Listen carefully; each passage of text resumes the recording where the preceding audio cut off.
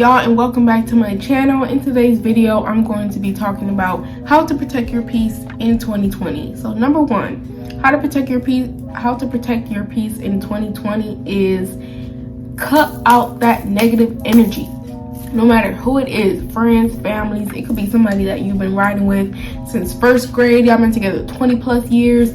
If somebody is just constantly being negative or throwing negative energy at you, or it seems like everything that you say, everything that you do, it's just being down talked, or they're just being negative about, or they're just downplaying, cut that person off. Do yourself a favor and cut that person off. You do not need nobody around you that's just gonna be making you feel less than. So if somebody gets to acting funny, you better make sure you go and send them to go act funny with somebody else, because we don't got time for that in 2022. We don't got time for that. We only want to mess with people that's gonna be supporting us, and that doesn't mean that you need to have somebody in your life that's a yes man. There are gonna be times that the people closest to you are gonna tell you like, hey, like, you know, like they're gonna have to tell you about yourself, and that's fine. But if you feel like you just got somebody that's just dragging you down, and you know those people that they just drain your energy, if they become draining, it's time for that person to go. You know, sometimes we don't want to let go of these people because they've been in our life for so long and we love them so much. But sometimes, you know, people's chapter in our lives comes to an end, and as sad as that is, it's necessary. And sometimes God's trying to take you to another level, but he's telling you, I'm trying to take you to this new level. I'm not trying to take all these extra people. So you got to cut all them people out. You got to cut them out, you know, and it's going to hurt, but in the end, it's going to be worth it, because you can't take everybody with you where you're going. It's the place that God is sending you might be only for you. You can't take everybody with you. And if you're trying to drag everybody with you, it's just not gonna work, because everybody ain't built for the same stuff. So that's it. Number two, how to protect your peace in 2022. Ooh, I just brought it back 2 years. Not 2020, 2022. Lord, how to protect your peace. Learn how to say no. Learn how to say no. If you don't do anything else this year, make sure you learn how to say no to people. That is something that I feel like, I don't know why, it seems like that's like a crime nowadays to say no to people. Nowadays, you know, people ask you for something, and if you do tell them no, they act like you're just against them, or it's like you're not a good friend, you're not a good this, you're not a good that. And I just feel like that's not a good expectation to put on other people. People have the right to say no. Everybody has their own life. Everybody has their own things to deal with. So just sitting up and expecting somebody to always be there for you and always drop what they're doing for you, that's not a good mentality to have. It's given very selfish, and that's not no. So learn how to say no to people. Be nice, be respectful, but definitely put yourself first. I used to be the type of person that if a person asked me for a favor or for something, even if I really didn't want to do it, or if I couldn't do it, I would figure out a way to do it. And I feel like I would always come across as like somebody that's super helpful, super generous, because I would do things like that. But in the end, it's like I was just losing, or I was stripping myself of things for other people, and that just wasn't okay, because it's like I was fighting myself just to make somebody else happy. But at the end of the day, I was unhappy with myself.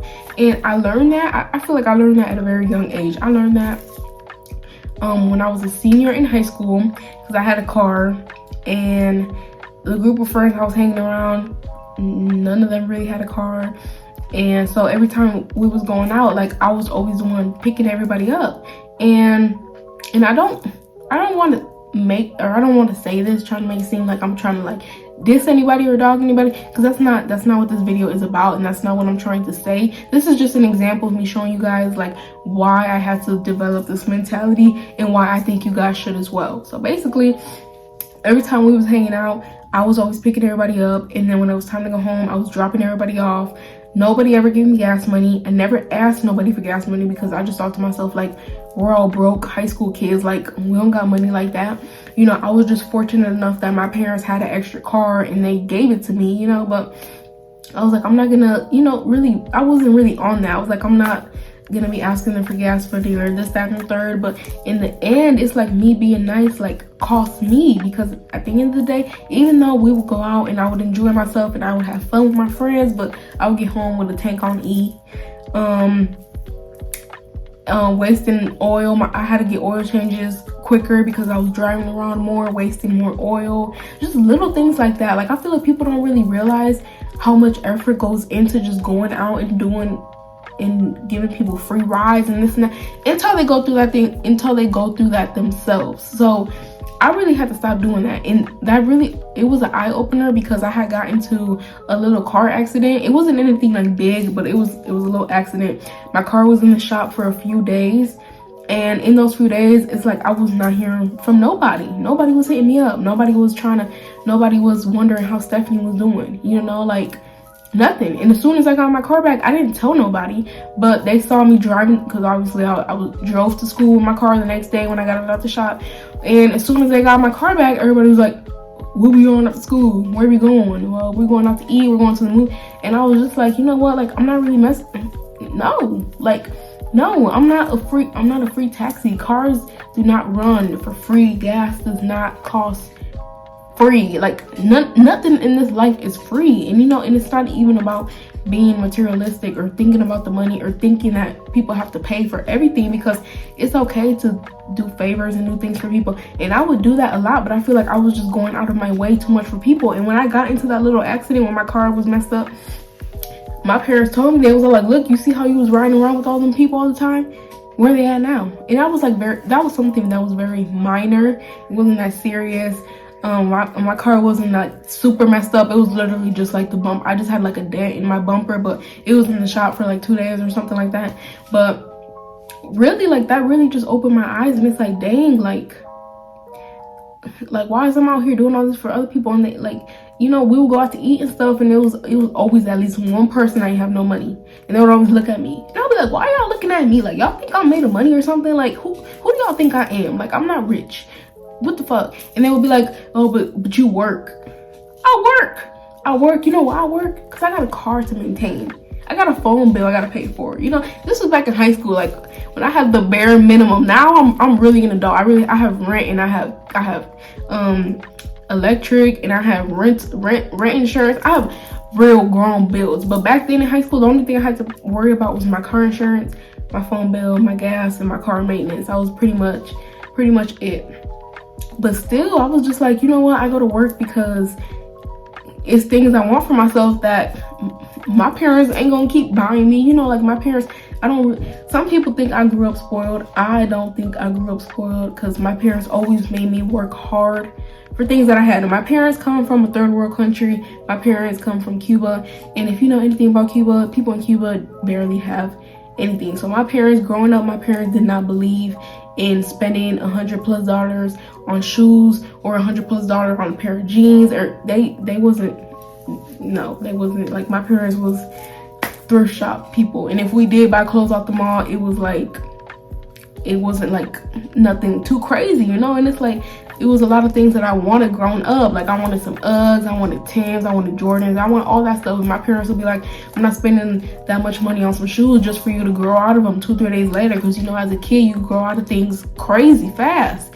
So as soon as I was old enough to get a job, I got me a job, and all I did was work because I wanted to be able to give myself all the things that I wanted that my parents would tell me no. I wanted to be able to do that for myself. So I feel like I worked hard because for a reason, you know, like, I was working hard in high school. And now that I'm older and I look back, sometimes I think to myself, like, I wish I wouldn't have grown up that fast. I wish I would have kind of enjoyed my childhood, just being a kid and doing stuff in school, like doing sports or just doing like high school activities. Because when I look back, all I did in high school, was work. Like my senior year, you know, people say that's the most important year because it's your last year, you should make the most of it. I didn't participate in any senior stuff. I didn't do nothing. I didn't do absolutely nothing. The only thing I did do was homecoming and prom. I like doing that because I like to dress up. That's it. But I didn't participate in like any like senior activities that they did, like the pep rallies and all that stuff. I didn't participate in none of that. All the after school things that they would do, I didn't participate in none of that because I was always going to work, because I was just always thinking about money. And at the time, that was good. I still think it was good because I feel like, I don't know, I just feel like I just learned how to get my own and learn how to like manage my own money quicker than other people. But at the same time, it's like I grew up fast, and it's like I didn't really get to enjoy myself how I should have. And my parents did tell me that a lot, but you know, at the time I didn't listen because I was thinking to myself, I can buy myself whatever I want. You know, I'm living here rent free. My parents wasn't charging me rent, you know, so I was making a little, I don't even remember how much I was making, but I was making enough money to put gas in my car, get my oil changes, pay my phone bill, buy myself what I wanted, you know. So when I went out to eat with my friends, they would all think like, oh, like she got it. And even if I did have it, like this money isn't handed to me. I work for this money. I would get out of school at 3 o'clock and I would clock in at 4, and I would work until like 8 or 9 o'clock, go home, shower, do homework, be in bed by like 10 or 11, wake up at 6 in the morning to go to school and do it all over again. Like my money wasn't just handed to me. So I don't know, that just would really get on my nerves, because people would just think that I just, oh, you always got money because you always at work. Duh, like, why you don't work? And they would always try to make an excuse like, oh, I'm an athlete. That's not my problem. A person that want money, you gonna make it work no matter what you do. I don't care. It ain't no excuses. You gonna make that shit work. Or either you want to be an athlete or you want to have money. Pick it. So, you know, and that just really got on my nerves. And at the time, like, I would be like, you know, like I'm just looking out, you know, I'm just looking out, like, this is my friend, this whatever. But at the end of the day, it's like, what is y'all really doing for me? How is y'all adding value to my life? And I'm not trying to make it seem like everybody that you hang around has to do something for you. That's not the point. But the point is, you don't want to hang around leeches. You don't want to hang around people that's constantly taking and leaving you high and dry and drained while they're just happy because they got what they wanted. No, friendships and relationships, period, it's a two-way street. I do for you and you do for me. I scratch your back and you scratch mine. I'm not getting nowhere if I'm constantly scratching your back, and every time I need my back scratched, like, you can't do it for me. Like, you don't need people like that in your life. You don't. And that's why it's so important to learn to say no. So that was kind of long. I wasn't expecting to say all that, but basically that situation right there really taught me, like, you can't always put other people before your own needs, because people will literally walk all over you and they will take and they will not care. I've been having people that just be messaging me asking me for favors, and I just be like, what? I just want to know why. And if y'all know, please comment and let me know the answer. Why do people think, out of everybody that they have on social media, why do they think to text me and ask me, a person that they don't talk to, a person that's not in their life, a person that they're not close to, what make y'all text me and ask me for favors? Like, what do I look like to y'all? Do I have something written on my forehead that I'm not aware of that's telling y'all, like, oh, I can hit her up, you know, I can hit her up, ask her for some money, ask her for a ride, and you, like, no, this is not that. Everything that I have because I have sacrificed, worked hard, blood, sweat, and tears is literally into everything that I have. Everything that I have right now in my life, I have gotten off of my own strength and my own hustle. Cause I wake up and I go to work every single day. I don't sell drugs.